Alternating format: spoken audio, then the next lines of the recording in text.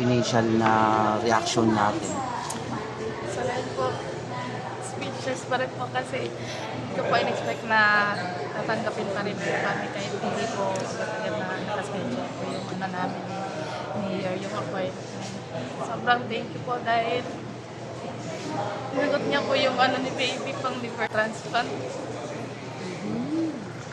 Kailan nyo ito napansin yung sa sakit Simula ng pa po baby? nung pinanganak ko po si baby, nag-2 siya kasi nawala yung ano niya yung paninilaw. Kaya nung pina-check up namin, unang ano po sa kanya, unang nakita ko sa kanya is colorectal cyst. Tapos po nung naoperahan ko, yun po, yung may problema po para talaga siya sa ano niya apple. Kaya kailangan po talaga ng liver transplant. Ilang taon na si baby na? 2 years ago. 2 years.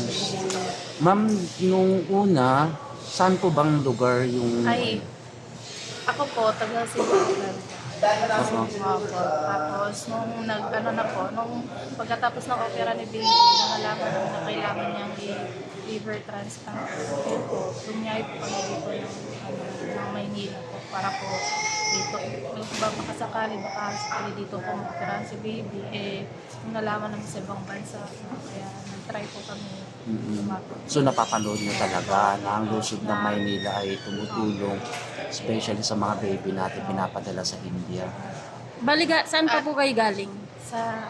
Ngayon po sa Valenzuela po kami. Valenzuela. Nakastay lang po kami dun sa... So nagbakasakali lang kayo dito talaga. Ma'am, ano pong message niyo po kay Mayor na kanina nakita ka na niya, tapos ayun, napaka-surprising yung sinabi niya. Ano pong mensahe ninyo? Sobrang kay Mayor po, thank you po. Sobrang thank you po dahil nasagot na po yung liver transplant po ni baby. Una 1.8 million, tapos lumabas 2 million. Ano yung naging ano? Nalaglag yung luha mo doon, nakita ko. Kasi ang usapan is 30,000, tapos ano, di ba? And then, magta-travel na, bata pa lang, papunta traveler na siya, tapos may binanggit 1.8 million, 2 million. Ano yung pakiramdam mo that time? Sobrang masaya po.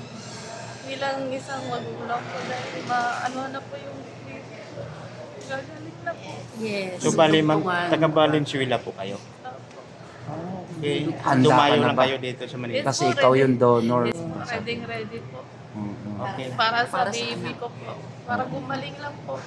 Para maging isang normal na din po siya na Ngayong araw, gaano kayo katagal nag-antay?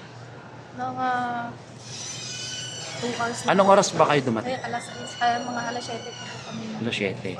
And then, what time kayo na-entertain? Hindi ko po napansin kung ano ng oras. So, yung tansya mo is 2 hours.